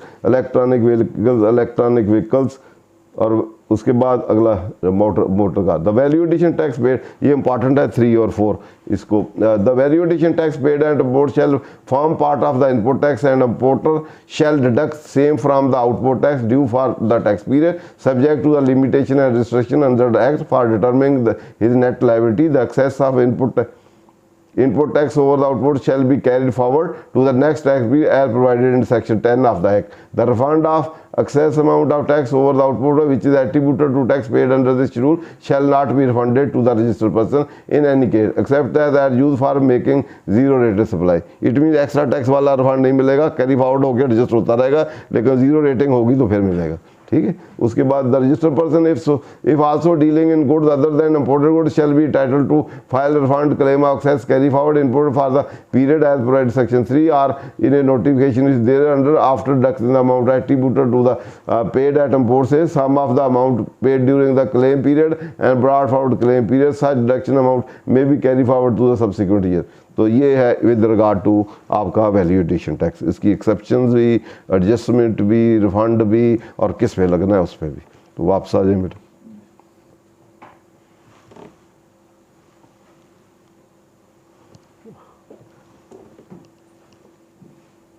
अब ये कुछ specialise sectors हैं तो उनके लिए procedure valuation जो normal है वो अप्लीकेबल नहीं होगी, वो फिर अपनी यहाँ डिफाइंड होंगी, इसके मुताबिक होगी। तो नॉट विद कंटेन ये है विद रिगार्ड टू गैस और पेट्रोलियम गैस और supply of natural gas distribution company जो है वो करते हैं, तो उसमें टैक्सेशन कैसे होगी। तो उसके लिए not with anything contain in law for the and notification made there under but subject to provision of class B of subsection 2 in case of supply of natural gas to CNG station, the cash transmission company and distribution company shall charge tax from the CNG station at the rate of 70%। वो transmission company ही charge कर लेगी CNG station वालों से, जो invoice देगी उसके अंदर charge करके कलेक्ट कर लेगी of the value of supply to the CNG consumer. जो कंज्यूमर को देना है आगे उसमें वही चार्ज कर लेगी, वही टैक्स होगा।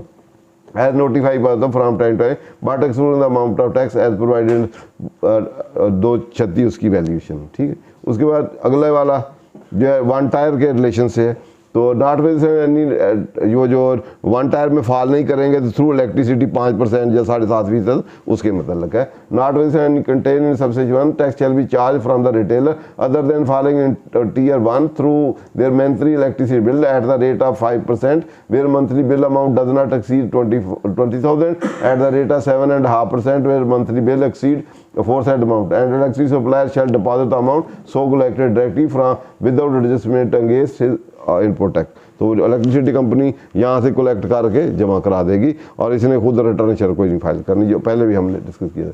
Provided that tax under this section shall be in addition to tax payable on the supply of electricity। जो इलेक्ट्रिक सप्लाई जो उस पर अपना टैक्स लगता है वो अलग होगा। Provided further that the Commissioner in Land and Highway Jurisdiction shall issue order to electricity supply committee regarding excluding a person who is either अगर 1 टायर रिटेलर है या रिटेलर है ही नहीं है, उस पर ही अगर बिजली में लग रहा है तो वह सर्टिफिकेट लेना पड़ेगा। तो सर्टिफिकेट जो है कमिश्नर के पास जुडिक्शन होगी। वो 1 टायर है, वो कहेगा बिजली में ना लगे, तो या कोई रिटेलर है ही नहीं उसको इशू कर देगा कि इस पे ये ना लगे, अगर रिटेलर है तो उस पर लगेगा। नॉट विद 1 टायर रिटेलर, ये उसकी जो 9A है या 10B भी है, ये इंटीग्रेशन वाला है। तो not with any content tier 1 retailer shall pay sale tax at the rate applicable to the good sold under relevant premium of the notification issue therein provided further that दो such days and such manner and prescribed by the board, all retailers shall integrate their retail outlet with the board computerized system for real time reporting on ice। 9A भी आ गया, ये important है। इसके बाद 10A भी आ गया, वो भी रियल टाइम इंटीग्रेशन के लिए। तो ये वाला जो ये 10 क्या है वो नॉट इंटीग्रेशन के बदल लगे। तो हम 9A जो है इसको हम 9AA जो है इसको हम देखते हैं, क्योंकि ये स्टील सेक्टर का है, मोस्ट इम्पॉर्टेंट है। ये पहले इसी तरह का ही फेडरल एक्साइज में था, 2019 फाइनेंस एक्ट के तहत आया, और 2021 के बाद फिर वहाँ सिस्टम कोई सही नहीं बना सेल टैक्स मोड में, तो अब पहले स्पेशल प्रोसीजर में था, तो अब यहाँ लेके आए हैं। तो इसलिए सबसे पहले सेक्शन 9 में उसके पैरामीटर दिए गए। Otherwise estimation of capacity base पे प्रोडक्शन कैलकुलेट करना, उस पर टैक्स लगाना, क्योंकि यहाँ तो सेल पे टैक्स लगता है। तो सेल अगर सप्लाई करेंगे तो टैक्स करेगा, सारी प्रोडक्शन पे नहीं लगेगा, वो स्टॉक में होगा, कैरी ओवर ये वो होगा। तो प्रोडक्शन तो फेडरल एक्साइज का डोमेन है, तो प्रोडक्शन पे तो वहाँ टैक्स लगता है, तो यहाँ तो प्रोडक्शन पे टैक्स नहीं लगता। या प्रोडक्शन सेल टैक्स, क्योंकि इंटरेक्ट टैक्स है, अल्टीमेटली बर्डन कंज्यूमर पे जाना है, तो इसलिए यहाँ एस्टिमेट करके लगा दे तो फिर तो बर्डन तो उसी पे डल गया जो आपका टैक्स कलेक्ट कर रहा है, जो एजेंट है, एजेंट ही पे टैक्स पे करेगा। तो इसलिए स्पेशलाइज नेचर प्रोसीजर में अगर लेजिस्लेटर किसी पे लगा दे तो एंट्री नंबर 52 है कॉन्स्टिट्यूशन की, जिसके तहत in lieu of ordinary course of levy tax उसकी बजाय वो कैपेसिटी मशीनरी या कोई और फिक्स बेसिस पे टैक्स लगा सकता है इन ल्यू ऑफ दैट। तो उसको सामने रखते हुए तो वहाँ इसको ऐड किया। तो स्पेशल स्टील सेक्टर वैसे भी स्पेशलाइज सेक्टर है, कभी यूनिट बेस पे लगाते हैं, अब प्रोडक्शन कैपेसिटी बेस है। इसकी एक तो प्रोडक्शन कैपेसिटी फिक्स कर दी कि इतने यूनिट होंगे तो इतने टन बनेंगे उससे, और दूसरा उसके रेट भी फिक्स कर दिए। 246 में उन्होंने प्रेस कर नोटिफिकेशन के मिनिमम ये रेट होंगे। तो डिफरेंट बिलेट के, इंगट के, स्टील सरिया जो है उसके, और शिप ब्रेकिंग के डिफरेंट रेट भी फिक्स कर दे, कैपेसिटी भी फिक्स कर दी कि ये कैपेसिटी इसके मुताबिक करनी होगी। आप एक्चुअल ट्रांजैक्शन करेंगे कि जो भी होंगे वो रिकॉर्ड करेंगे। अगर आपकी एक्चुअल सेल सप्लाई उससे कम होगी तो वो ट्रीट होगी कि इतनी आपकी है, डिफरेंस पे आप टैक्स दे देंगे। इस तरह रेट आप अपने लगाएंगे और रेट आपका जितना कम होगा उतना वो लगा के और लायबिलिटी निकाल दी जाएगी। इस तरह होगा। इसको हम पढ़ लेते हैं और शेड्यूल भी देख लेते हैं। In respect of goods specified in 13 schedule the minimum production for a month shall be determined on the basis of single और more input as consumed in production process as per criteria specified in 13 schedule, and if the minimum production so determined exceed the actual supply for the month, such minimum production shall be treated as a quantity supplied during the month and the liability to pay tax shall be discharged accordingly। तो आपने during the month देखा जाएगा आपने actual supply कितनी की थी, कितनी quantity की है, तो यहाँ यूनिट बेस पे या जो भी इनपुट आप यूज़ कर रहे हैं उसके मुताबिक आपके कैलकुलेट किया जाएगा कि आपने प्रोडक्शन कितनी की। अगर आपने जो की है वो उस मिनिमम से कम है तो डिफरेंशियल ट्रीट की गई है कि ये भी आपने सेल की, रेट उसके फिक्स ही हैं, उसके मुताबिक होगा। इस तरह साल कैरी ओवर करता रहेगा, फिर साल बाद देखा जाएगा कि साल बाद आपके इस मिनिमम के मुताबिक क्या बनते हैं, एक्चुअल के मुताबिक क्या बनते, और कम अगर बनते हैं तो आपने देना होगा, एक्सेस होएगा तो रिफंड शिफंड कोई नहीं होगा, फिर एक्सेस वाला उसी तरह चलेगा। तो आप 13 शेड्यूल जो है उसमें प्रोसीजर भी है, उसमें बेसिस भी है। स्टील के लिए बिलेट इंगट के लिए 700 यूनिट जो होंगे वो ट्रीट किए जाएंगे, उससे 1 टन बनेगा।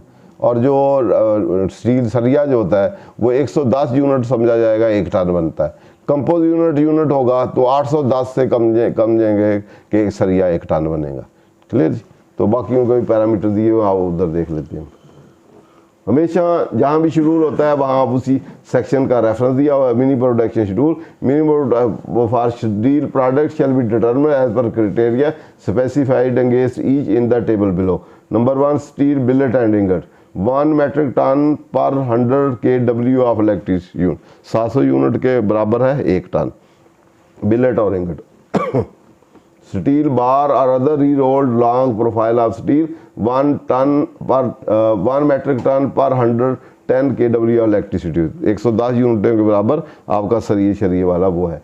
Ship plate and other re rolled scrap, ये आपका शिप प्लेट जो है शिप ब्रेकिंग में जो होगा उसमें 80% of weight of vessel imported for breaking, 80% समझा जाएगा कि वो आपकी प्रोडक्शन करेगी। Procedure and condition both actual and minimum production and local supply shall be declared in the monthly return.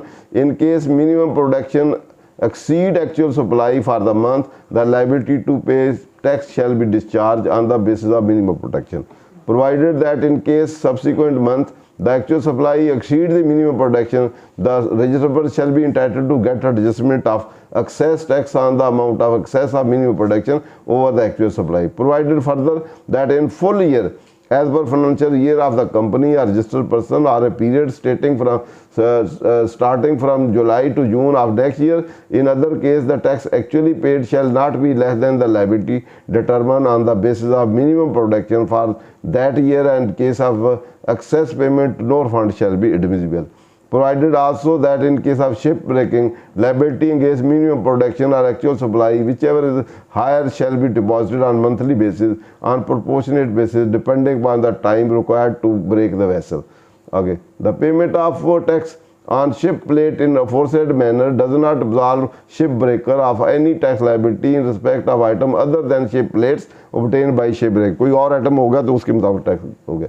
उसके नीचे भी मेल्टर एंड रीलोडर एम्प्लॉयड सेल्फ जनरेटिंग पावर, जिन्होंने खुद अपनी बिजली पावर हाउस लगाया हो, बिजली उधर से ना लेते हो तो उसके लिए। तो install tamper proof meter for measuring their consumption. Such meter shall be duly locked in room with key in the custody of nominee of Commissioner Inland Revenue having jurisdiction. Officer of Inland Revenue having jurisdiction shall have full access to such meter. The minimum production of industrial unit employing both distributed power and self-generable shall be determined on the basis of total electricity consumption. Clear जी? तो ये तो हो गए सारे हमारे different sector. तो अब हमारा एक रह गया है, वो है एक्सपोर्टर रह गया है और एग्जम्पशन रह गई। तो एग्जम्पशन वाला शेड्यूल और एक्सपोर्ट वाला शेड्यूल हम देखते हैं। तो सेक्शन है 4 जीरो रेटिंग।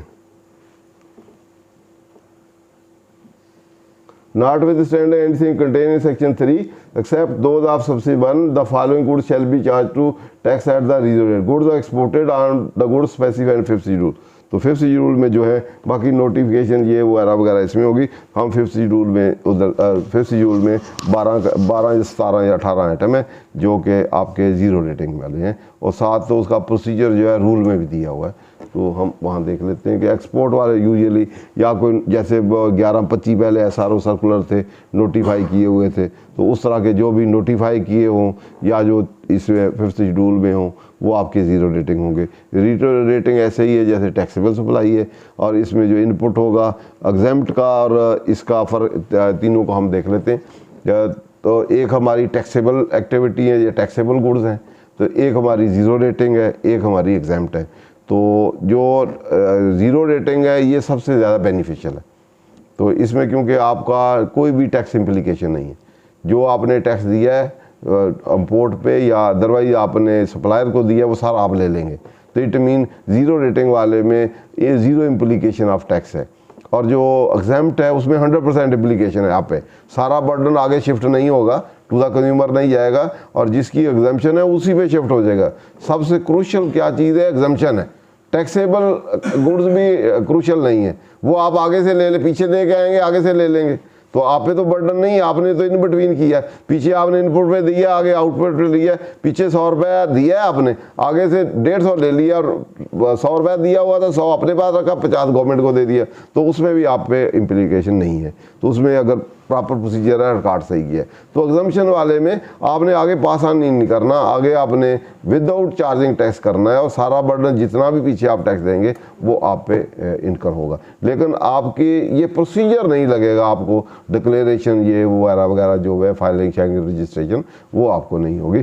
तो ज़ीरो रेटिंग में तो सबसे पहला तो मिट हो गया, supply to diplomat, diplomatic mission, privilege person, privilege organization, USA, UK, वो जितनी भी यूनाइटेड नेशन की हैं, उसे सप्लाई टू फ्री शॉप, मेरा ख्याल अभी ये भी ख़त्म हो गए हैं शायद, नीचे हैं duty free shop, supply of raw component goods, manufacturing, export, processing, ये भी ख़त्म हो गया हैं? खत्म हो गई सर, इस पे स्टे भी हुआ सिंध हाई कोर्ट का।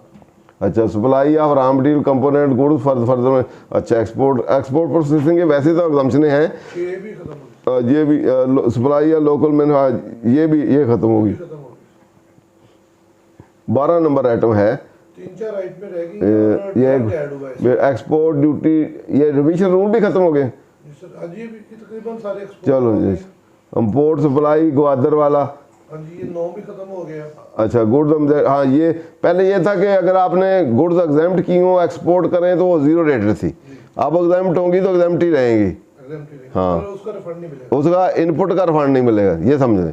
पहले एग्जाम्प्ट थी तो यहाँ भी डाली हुई थी, यहाँ जब आप एग्जाम्प्ट को एक्सपोर्ट करते थे तो इनपुट वाला आपको मिल जाता था, तो आप एक्सपोर्ट करेंगे भी तो एग्जाम्प्ट ही रहेंगी, आपको इनपुट नहीं मिलेगा, ये समझ मोस्ट मैटर। उसके बाद गुड्स, अच्छा 12 उसी तरह आई है कि खत्म हो गया, ये तो यहाँ तो खत्म हो रहा है। इसमें ना 2-3 क्लासेस ओमिट हुई हैं, बाकी ओवरऑल है। हाँ, क्योंकि ये जितनी स्टेशनरी आइटम है एजुकेशन सेक्टर की हैं, तो स्टेशनरी वाले आइटम हैं इसमें, तो कुछ 1-2 को मेरे ये है, नीचे है ना सूटेबल, कौन ये बाईसाइकिल है, राइटिंग ड्राइंग है, मेकिंग इंट है, अरेजर है, ये एक्सरसाइज है, बुक्स है, पेंसिल शार्पनर है, ज्योमेट्री बॉक्स है, पेन है, बॉल पॉइंट है, ये पेंसिल है, ये 12 के कुछ आइटम मिट हुए हैं, ये पुराने हुए हैं कुछ, इस दफ़ा मेरे ख्याल कोई नहीं अमेंडमेंट हुई। 12 नंबर है, उसमें हुआ है कि अगर वो दूध 500 रुपये फी 200 ग्राम से महंगा होगा, वो दूध है ना, मैं तो इसकी बात कर रहा हूँ, पेंसिलों की, बच्चों के दूध पे टैक्स लगा, दूध यूज तो सारा की लग गया है। बच्चे पैदा ना करो, कहते ने पॉपुलेशन प्लानिंग कर रही, सस्ते पे नहीं लगा, उससे बहुत पे लगा, वो पॉपुलेशन प्लानिंग कर रहे हैं दूध महंगा करके। पैकेट नहीं गिना जाएगा पर 200 ग्राम का रेट देखा। अच्छा, ये बाकी 13-14 आ जाएगा जी बेटा, ऑपरेटर्स है, ये बाकी चीज़ें मशीनरी, ये कितने का आइटम है टोटल? 18, 19, 20, चलो 18 का आइटम से, ये आपके ज़ीरो रेटिंग थे जी। तो कोई शेड्यूल रह गया वाला, एक एग्जाम्प्ट वाला रह गया, 6 शेड्यूल रह गया, तो 6 शेड्यूल है, सेक्शन 13 है, सेक्शन आपका 13। तो जैसे चार्जिंग सेक्शन था, चार्जिंग सेक्शन को हमने कहा कि वो स्ट्रिक्ट इंटरप्रेट होता है, उसमें कोई डाउट हो या एम्बिगुइटी हो अबवर्टी हो या अबसर्डिटी हो या कोई डिफरेंट इंटरप्रिटेशन हो, दो से ज़्यादा इंटरप्रिटेशन हो, तो favourable to the taxpayer होता है और उसको स्ट्रिक्टली कंक्लूड करते हैं। अजम्पशन प्रजम्पशन ना, उसमें कोई इन्फ्रेंस नहीं होती, कोई एडिशन नहीं हो सकती, डिडीशन नहीं हो सकती, जैसे वर्ड लेटर वर्ड होते हैं उसी तरह उसको इंटरप्रेट किया जाता है। और जबकि जो एग्जम्पशन है, पहले भी हमने कई दफ़ा डिस्कस किया है कि एग्जम्पशन जो है उसके अपोजिट होता है, तो वहाँ जो रूल्स अप्लाई होंगे यहाँ लिबरली कंस्ट्रूड होता है। यहाँ कोई डाउट हो, एम्बिगुइटी हो, अबसर्डिटी हो, दो इंटरप्रिटेशन हो, तो वो in favour of the state होगा और एंगेज द टैक्स पेयर होगा। उसकी रीज़न ये है क्योंकि जब एग्जम्पशन किसी को दी जाती है तो उस वाला बर्डन टैक्स जो होता है ओवरऑल तो सारी पब्लिक, जितनी भी स्टेट की पब्लिक होती है उस पर उसको बेयर करना होता है, फिर उस वाला बर्डन जो होता है वो भी बाकी बेयर करते हैं, तो इसलिए स्ट्रिक्ट कंसिडरेशन होती है। लेकिन उसके साथ साथ उसमें कुछ एक्सेप्शन भी हैं। ऐसी स्टेट के इन कंपोनेंट होते हैं, जैसे NPO NGOs होती हैं, जिसको नॉन NGOs कहते हैं, नॉन गवर्नमेंटल ऑर्गेनाइजेशन, वो भी वेलफेयर का काम करती हैं जो स्टेट करती है, तो उसमें वो फिर रिवर्स वही वाली जो चार्जिंग वाली इंटरप्रिटेशन है वो होती है। जहाँ कहीं इंडस्ट्री को प्रमोट करना हो, बूस्ट अप करना हो, तो उस सिचुएशन में हो तो फिर भी वो दूसरी वाली फिर वही इंटरप्रिटेशन होगी। और थर्ड, बाद दफ़ा कोई इतना भी उसको लिबरली कंस्ट्रूड नहीं करना कि एब्सोलूट लिबरल कंस्ट्रक्शन नहीं है, ये ना हो कि जो ऑब्जेक्टिव अचीव करना वही डिफीट हो जाए, कि थोड़ा बहुत भी उसमें ऑब्जेक्शन होगा जी ये तो नहीं देनी, स्टेट की फेवर में है। तो लैंग्वेज ऑफ लॉ जो है उसको देखना है, अगर उसमें कोई दूसरी इंटरप्रिटेशन नहीं है, फेयर है, क्लियर है, तो फिर एग्जम्पशन देनी है। फिर उसका वेस्टेड राइट है, प्रॉपर्टी राइट है। वंस एक दफ़ा एग्जम्पशन दे दिए जाए वो पास्ट एंड क्लोज बन जाता है, फिर for specific period of time के लिए दे दें, फिर उस पीरियड में आप विदड्रॉ भी नहीं कर सकते, फिर वो वेस्टेड राइट या प्रॉमिसरी एस्टॉपल भी बन जाता है। आपने कहा ये एग्जम्पशन है, आप ये काम कर लें, और 2 माह बाद आपने कहा जी ये क्यों किया काम, तो यू टर्न नहीं स्टेट ले सकती, एग्जेक्टिव तो बिल्कुल ही नहीं ले सकते, लेकिन लेजिस्लेटर फिर भी पास क्लोज ट्रांजैक्शन को दोबारा रीडू कर सकता है, वेस्टेड राइट भी ले सकता है। लेकिन एग्जेक्टिव के बाद थ्रू नोटिफिकेशन कोई भी प्रॉमिस, कोई भी अंडरटेकिंग, जो भी एक एग्जम्पशन या जो भी राइट दिए हैं वो वापस नहीं दे सकते। थैंक यू वेरी मच जी। कोई है तो इसमें कोई क्वेश्चन सर से? ठीक है, थैंक यू।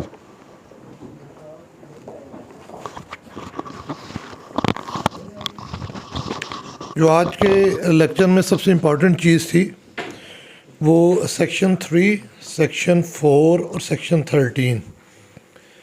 जो भी हमारा टैक्स लगता है वो सेक्शन 3 में अवेलेबल होगा, तो वो आगे अकॉर्डिंगली सेल टैक्स के अंदर अवेलेबल होगा शेड्यूल में जिस तरह भी। अगर कोई ज़ीरो रेटिंग होगी तो उसको सेक्शन 4 में जो ओवर राइडिंग है टैक्सेबल के ऊपर उसके अकॉर्डिंगली डील होगा, और एग्जाम्पशन जो है जो टैक्सेबल गुड्स नहीं है वो सारी जो है सेक्शन 13 के तहत 6 शेड्यूल में वो जो है अकॉर्डिंगली ऑपरेट होती हैं। तो वो बुनियादी चीज़ जो मैंने बिल्कुल इब्तिदा में गुजारिश की थी कि सेल टैक्स एक्ट के अंदर जो असल चीज़ है वो राइट, जो भी आप गुड्स जिन पे सेल टैक्स अप्लाई करने जा रहे हैं उनके मुतल्लिक आपको प्रॉपर अवेयरनेस होनी चाहिए कि इनके ऊपर standard rate, reduce rate, zero rating या कौन सा लॉ किस सेक्शन में किस एंगल से ये एप्लीकेबल होना है। और वो चूँकि इस पर अपडेशन बहुत ज़्यादा हैं कि अभी जब हम बात कर रहे हैं आज के दिन, और आज जो 15 जनवरी को नया एक्ट आ चुका है, कई शेड्यूल्स की एंट्रीज़ कम बेश हो चुकी हैं, तो वो चीज़ों को आपको एक्यूरेट हर टाइम अपने मेमोराइज बतौर एक गुड कंसल्टेंट आपको वो मेमोराइज रखनी है, ताकि सही वक्त पे सही लॉ आप अप्लाई कर सके। ये ना हो कि आप टैक्स रेट अगर गलत चार्ज करेंगे, रिड्यूस रेट अवेलेबल था आपने एक्स्ट्रा चार्ज कर लिया, तो वो सारा गवर्नमेंट का राइट बनेगा, आप उसके ऊपर वो खुद नहीं रख सकते। अगर आपने कम चार्ज कर लिया और उस पर ज़्यादा लगना था तो गवर्नमेंट वो भी आपसे रिकवरी कर सकती है क्योंकि आपने चार्ज कम किया। तो इन चीज़ों को बतौर कंसल्टेंट आपके पास अपडेशन होना ये बहुत ज़रूरी है। तो इसी हवाले से आज सर ने हमें उसके सारे प्रिंसिपल्स चीज़ें गाइड किए। नेक्स्ट टॉपिक, नेक्स्ट लेक्चर इंशाल्लाह अगली जुमेरात फिर हाज़िर होंगे। बहुत शुक्रिया।